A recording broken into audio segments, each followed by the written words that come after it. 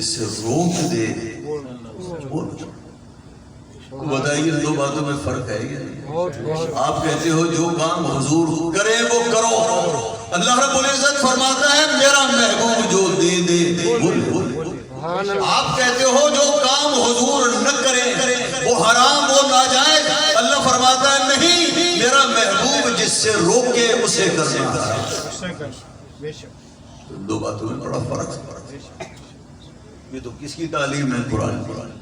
اب حدیث کی طرف آئے نبی پاک صلی اللہ علیہ وسلم۔ اب بتائیے پکی مسجدوں سے حضور نے روکا؟ نہیں۔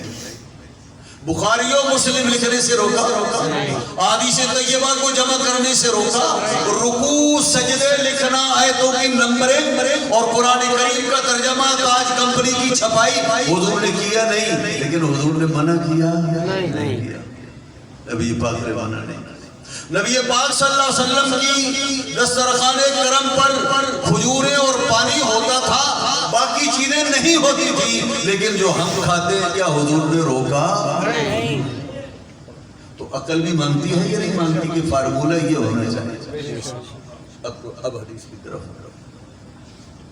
نبی پاک صلی اللہ علیہ وسلم نے ارشاد فرمایا الحلال ما احل اللہ فی کتابی والحرام ما حرم اللہ فی کتابی وما سکت عنہ فہو مما عفا عنہ۔ وہ کما قال، توجہ دیجئے گا، نبی پاک صلی اللہ علیہ وسلم نے فرمایا ایک ہے واضح صاف حرام، ایک ہے صاف واضح حرام، اور ایک ہے واضح حلال۔ ایک واضح حرام ہے، ایک واضح حلال، ایک کھلا حلال، ایک کھلا حرام۔ کھلا حلال کون سا ہے؟ فرمایا جیسے قرآن کریم حرام، حرمت علیکم المیتۃ والدم ولحم الخنزیر وما اہل بغیر اللہ۔ قرآن کریم نے چیزوں کو حرام، سور حرام، خون حرام، جس پر بتوں کے نام آئے، غیر اللہ کا نام آئے وقت سوا وہ حرام۔ جو جانور اوپر سے گرے حرام، مر جائے، جو اپنی موت خود مر جائے وہ مردار ہے، وہ حرام۔ سود حرام، رشوت حرام، شراب حرام، بہت سی چیزیں اور حرام کی فہرست قرآن کریم میں ہے۔ تو نبی پاک صلی اللہ علیہ وسلم نے کیا فرمایا؟ حرام واضح وہ ہے جیسے قرآن حرام، اور حلال واضح کون سا ہے؟ فرمایا جیسے قرآن حلال، جیسے قرآن کریم حلال۔ اور قرآن کریم کیا کہتا ہے؟ کس چیز کو حلال کہتا ہے؟ فرمایا اللہ کی جتنی طیبات ہے سب تمہارے لیے حلال، کلوا من الطیبات، ہر پاکیزہ چیز۔ بھنڈی کا ذکر قرآن میں ہے نہیں، بینگن کا، کھیرے کا، گاجر کا، مولی کا کہیں نہیں۔ فرمایا سب طیبات کھاؤ، پاک چیزیں سب۔ مٹن کھاؤ اور کڑھائی کھاؤ، ٹکا کھاؤ، یہ چیزیں کھاؤ، سب طیبات ہیں۔ تو فرمایا حرام کون سا ہے؟ جیسے قرآن کریم نے حرام کہا۔ حلال کون سا ہے؟ جیسے قرآن کریم نے حلال کہا۔ وَمَا سَكَتَ عَنْهُ فَهُوَ مِمَّا عَفَا عَنْهُ، اور جس سے اللہ اور اس کا رسول چپ ہو جائیں، قرآن خاموش ہو جائے، وہ بھی حلال۔ جسے قرآن کریم نے حلال کہا واضح، وہ بھی حلال، اور جسے کہا حرام وہ حرام۔ اور حلال و حرام کو قرآن کریم نے جہاں نہیں بیان کیا وہ، اور آپ مجھے یہ بتائیے حلال چیزیں بیان ہو سکتی ہیں؟ حرام چیزیں بیان ہو سکتی ہیں؟ پچھلے دنوں میں سن رہا تھا، مولانا صاحب بڑی اچھی بات کہہ رہے تھے۔ وہ کہہ رہے تھے کہ دیکھو، ایک میں اپنے الفاظ میں کہہ رہا ہوں، ایک بہت بڑا ادارہ ہو اور 4 کمروں میں لکھا ہو کہ داخلہ منع، تو آپ داخل ہوں گے؟ اور باقی جتنے کمرے ہیں سب میں داخل ہو جائیں تو آپ چلے جائیں گے نا؟ کوئی کہے گا کیوں داخل ہوئے؟ لکھا ہوا ہے کہ جاؤ۔ اس نے کہا بھائی جانا لکھنا ضروری نہیں ہے، جہاں منع ہے وہاں نہیں جائیں گے، جہاں منع نہیں لکھا ہوگا ہم سب جگہوں پر جائیں گے۔ صحیح ہے، جس راستے پر جانے سے روک دیا جاؤ وہاں پر رکاوٹیں کھڑی کی جاتی ہیں، کہا جاتا ہے آگے کام ہو رہا ہے، اور جہاں کام نہیں ہو رہا وہاں لکھا ہوتا ہے کام نہیں ہو رہا ہے، جاؤ جائے۔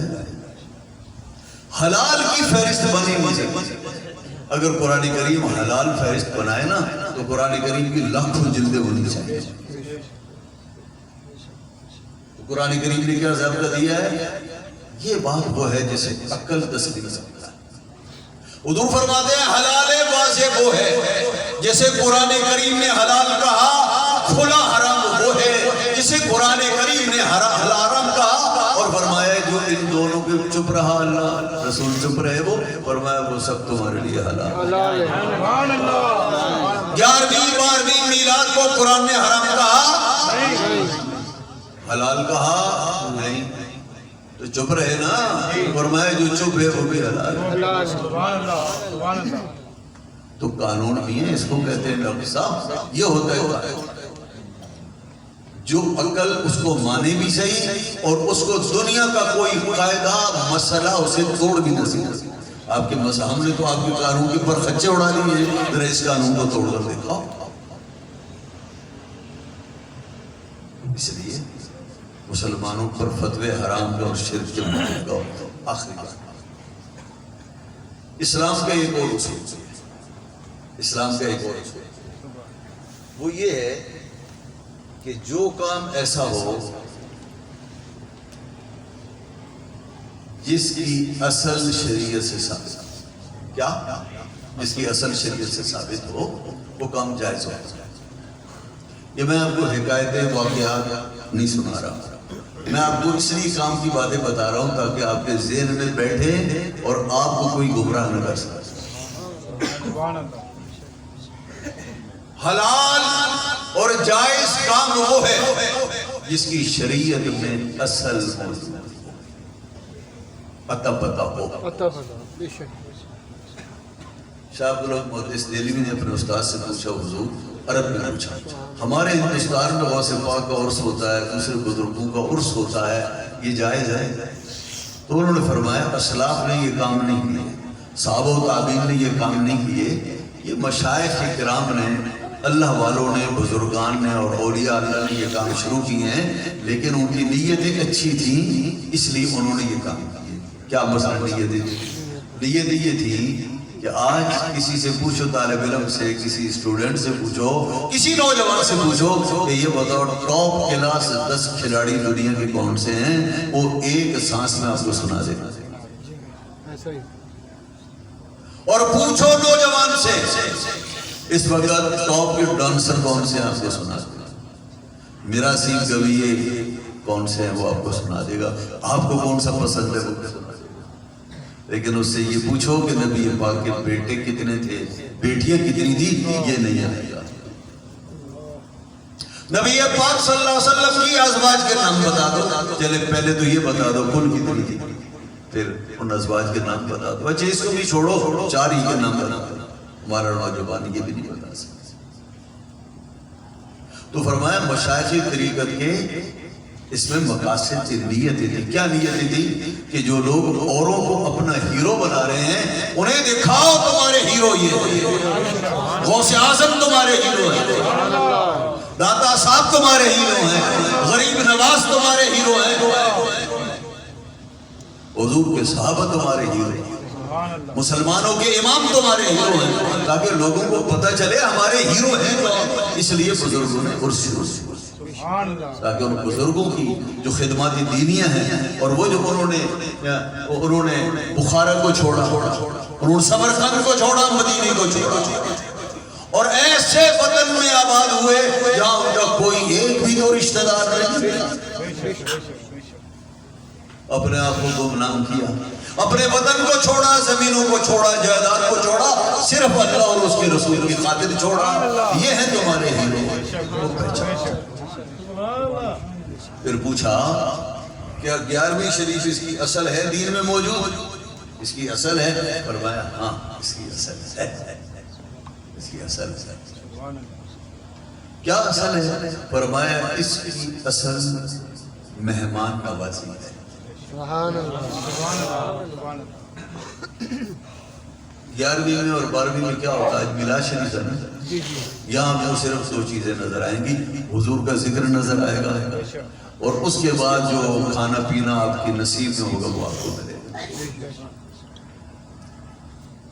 یہ جتنے لوگ آپ ہیں یہ سب سر سے آپ کو بلایا گیا، آپ ہمارے حاجی جاوید صاحب کے مہمان ہیں، ان کے بھائیوں کے آپ مہمان ہیں۔ آپ کو یہاں کھانا کھلایا جائے گا، کس لیے؟ اس لیے کہ مہمانوں کی عزت کرنا، کھانا کھلانا سنت ہے۔ سبحان اللہ۔ فرمایا جس کی اصل دین میں ثابت ہو، میں نے اس کے لیے کیا لفظ بولا؟ دین کی اصل کے لیے کیا لفظ بولا تھا میں نے؟ جس کی دین میں کچھ بھی عطا پتہ ہو، جس کا عطا پتہ ہو دین میں وہ جائز ہوگا۔ تو 11ویں 12ویں بزرگان دین کا اس میں کیا ہوتا ہے؟ آنے والوں کو کھانا کھلاتے ہیں۔ مہمانوں کو کھانا کھلانا صرف ہمارے پیغمبر کی سنت نہیں، تمام پیغمبروں کی سنت ہے۔ دین میں اصل